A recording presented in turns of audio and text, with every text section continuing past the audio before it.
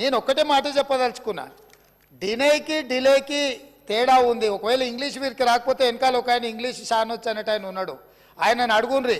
సింపుల్గా దీంట్లో ఏంది, you are also aware of the fact that both the states have agreed in principle to hand over the control of common projects, i.e. Srisailam and NSP ante Nagarjuna Sagar project, in terms of gazette notification dated 15/7/2021. 15/7/2021 la ప్రాజెక్టులు ఏవేవి ఎట్లా hand over చేయాలనో కంప్లీట్గా gazette notify చేసింది అధ్యక్ష 15/7/2021.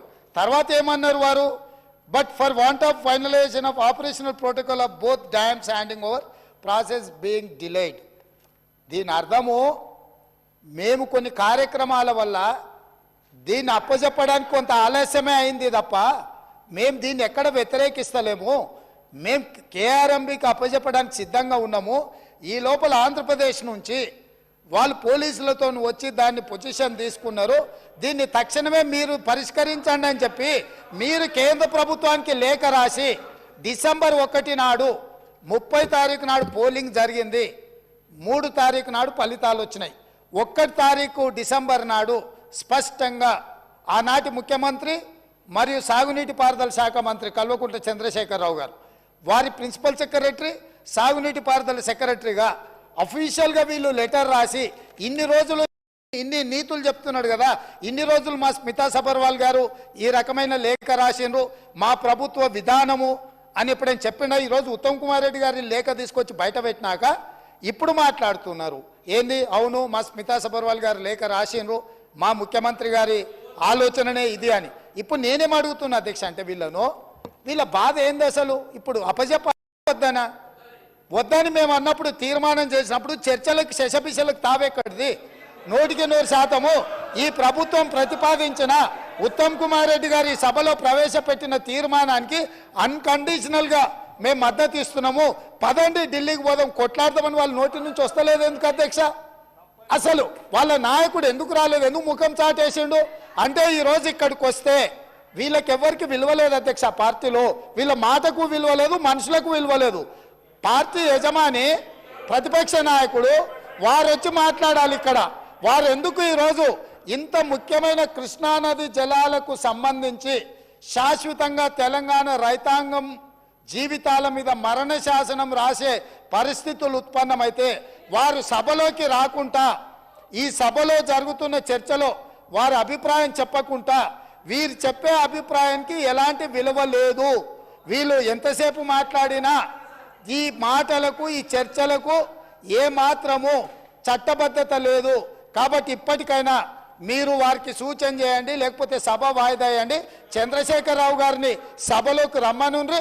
చంద్రశేఖరరావు గారు వచ్చినాక, ఎందుకంటే 10 సంవత్సరాలు జరిగిన పాపాలకు వారు కారణము.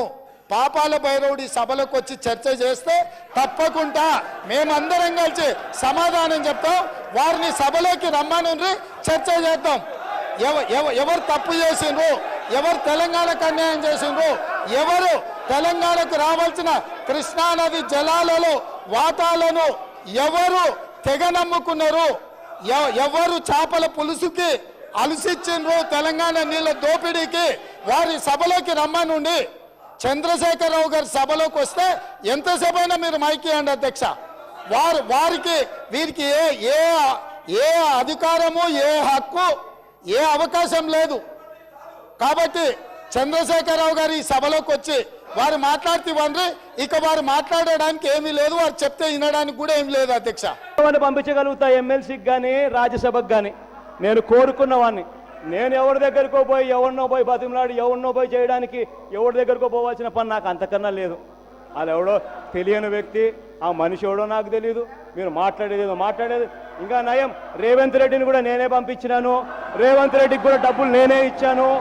ఆ వీడియో టేపుల్లో మాట్లాడింది నేనే, ఆ ఆడియో టేపుల్లో కూడా మాట్లాడింది నేనే, ఆ లంచం ఇచ్చేదానికి ప్రయత్నం చేసింది నేనే అని చెప్పి నా మీద మళ్ళీ చెప్పాల.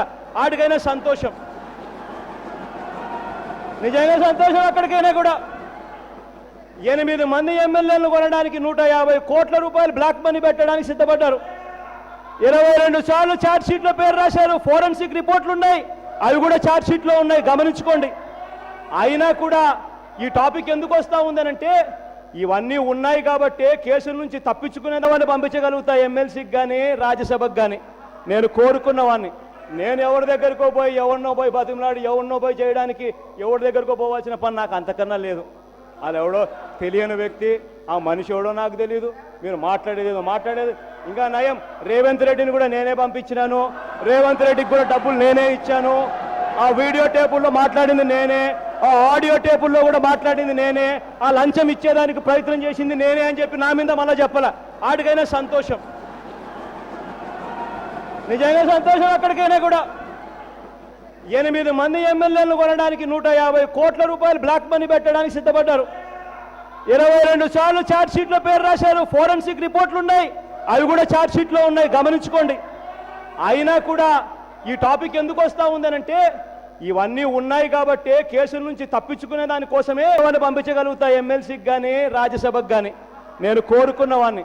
నేను ఎవరి దగ్గరికో పోయి ఎవరినో పోయి బతిమలాడి ఎవరినో పోయి చేయడానికి ఎవరి దగ్గరికో పోవాల్సిన పని నాకు అంతకన్నా లేదు. అది ఎవడో తెలియని వ్యక్తి, ఆ మనిషి ఎవడో నాకు తెలియదు. మీరు మాట్లాడేది ఇంకా నయం. రేవంత్ రెడ్డిని కూడా నేనే పంపించినాను. రేవంత్ రెడ్డికి కూడా డబ్బులు నేనే ఇచ్చాను.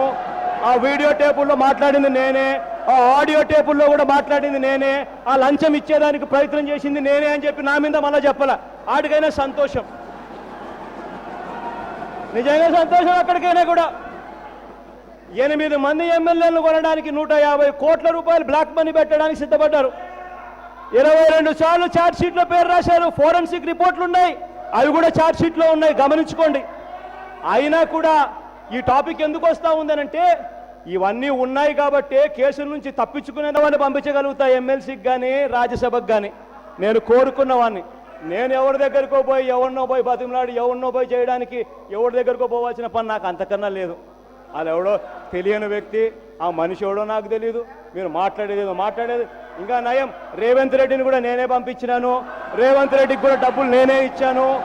ఆ వీడియో టేపుల్లో మాట్లాడింది నేనే, ఆ ఆడియో టేపుల్లో కూడా మాట్లాడింది నేనే, ఆ లంచం ఇచ్చేదానికి ప్రయత్నం చేసింది నేనే అని చెప్పి నా మీద మళ్ళీ చెప్పాల. ఆడికైనా సంతోషం, నిజంగా సంతోషం. అక్కడికైనా కూడా 8 మంది ఎమ్మెల్యేలను కొనడానికి 150 కోట్ల రూపాయలు బ్లాక్ మనీ పెట్టడానికి సిద్ధపడ్డారు.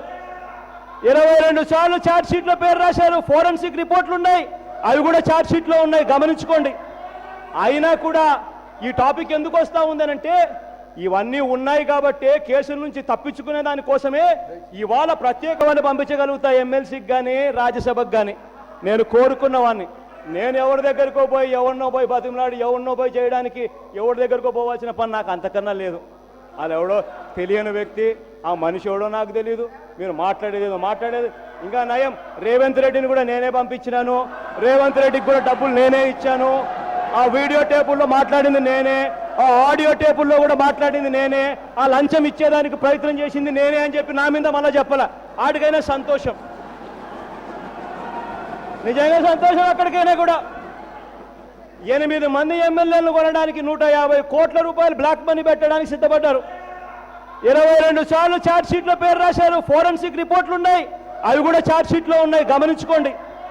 అయినా కూడా ఈ టాపిక్ ఎందుకు వస్తూ ఉందనంటే ఇవన్నీ ఉన్నాయి కాబట్టి కేసుల నుంచి తప్పించుకునే దానికోసమే ఇవాళ ప్రత్యేక